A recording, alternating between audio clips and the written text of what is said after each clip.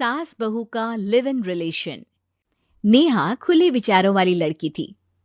अरे नेहा, क्या दिन में सोती है?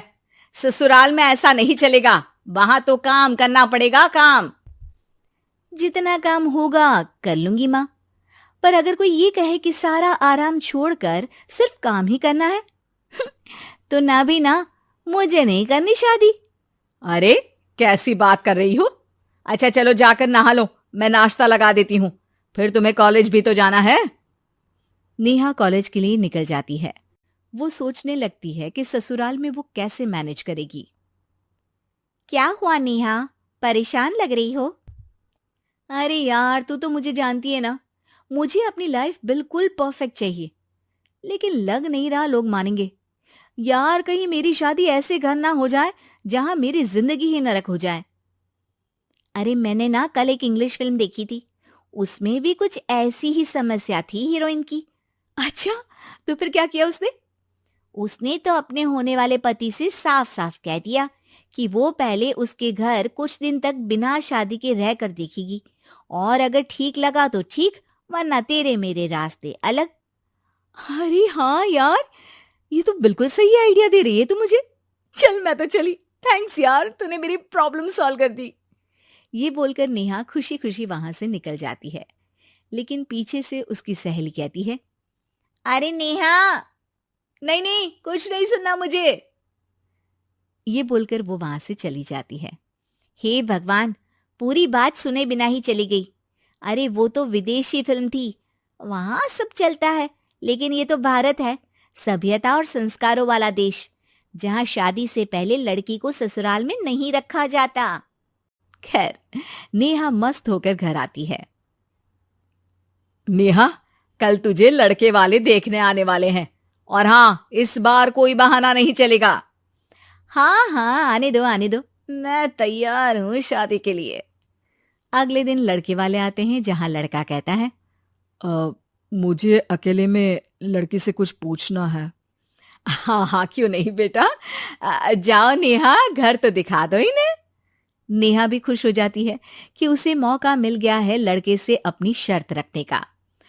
देखो, मुझे ना शादी से बहुत डर लगता है, पता नहीं कैसी लड़की आए, तालमेल बना पाए कि नहीं मेरे परिवार से।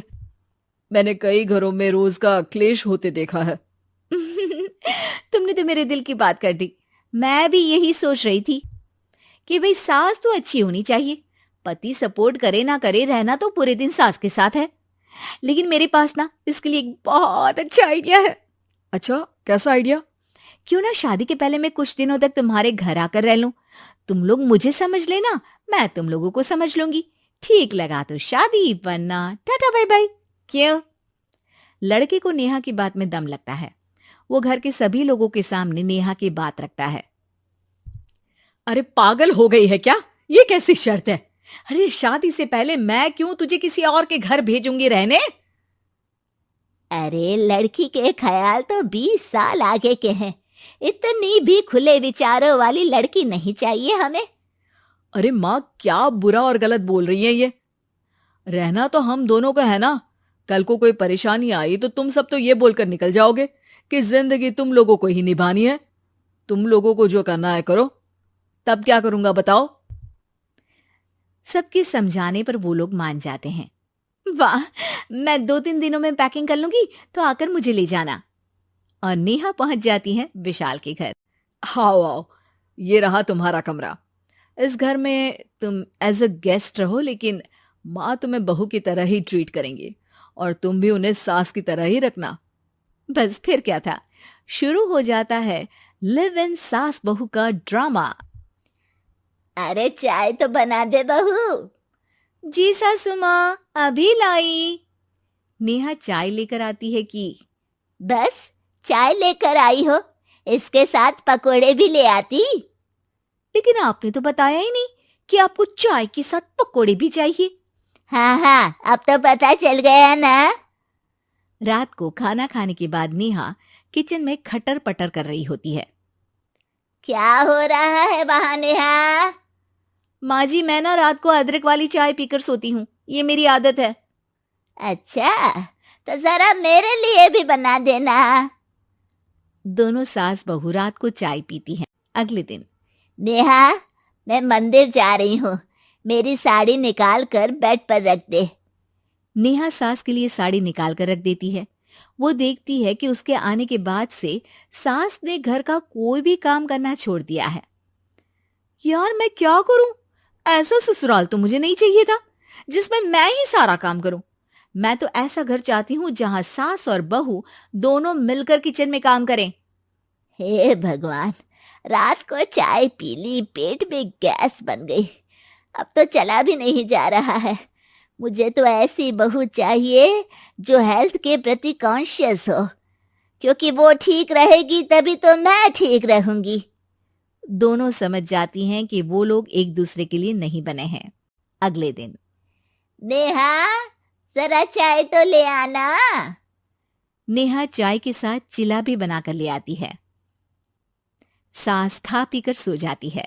अगली सुबह, तेरी बुआ सास आ रही है, उसे मैंने तेरे बारे में बताया है। तभी वहां गंवार से एक महिला आ जाती है।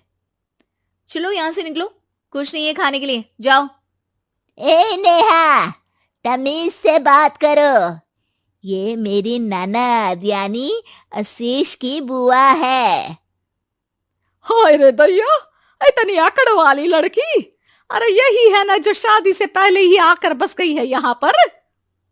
बस नहीं गई हूं, बसना है या नहीं ये डिसाइड करने आई थी, लेकिन इन लोगों के रिश्तेदार इतने गंवार हैं तो मैं तो ना कर रही इस घर में शादी। अरे भाभी, और क्या कमी थी हमारे आशीष में जो आपने ऐसी लड़की की शर्तों को मान लिया? अरे वो तो आशीष के कहने पर मैं झुक गई, वरना ऐसी लड़की को तो मैं घर में घुसने भी ना दूं। ए हेलो, ऐसी लड़की कैसी लड़की? हाँ, बिना समझे बुझे शादी कर लूं? अब तो समझ गई ना कि हम लोग गांव के हैं। भाभी को खाट पर सोना और रिश्तेदारों का गांव से आना जाना तो लगा ही रहना है इस घर में। हाँ हाँ, मैं तो किसी मॉडर्न घर में शादी करूंगी। ये बोलकर नेहा वहां से चली जाती है। अपने घर में आकर नेहा कहती है, ना मां ना, लिव इन में रहकर देख लिया, ये गांव के लोगों का कोई भरोसा नहीं है। खैर, नेहा की शादी एक मॉडर्न घर में हो जाती है, जहां सास कहती हैं, हे नेहा, मैं टेनिस खेलने जा रही हूं, आओ तो जूस बनाकर रखना, और हाँ, वॉलनट्स और ओट्स भी बना लेना। जी माँ। माँ मॉम बोलो डार्लिंग, माँ इज ओल्ड फैशन। बेचारी नेहा सर पर हाथ रख लेती है। हे भगवान, ये सास तो सास ही होती है, गांव की हो या शहर की।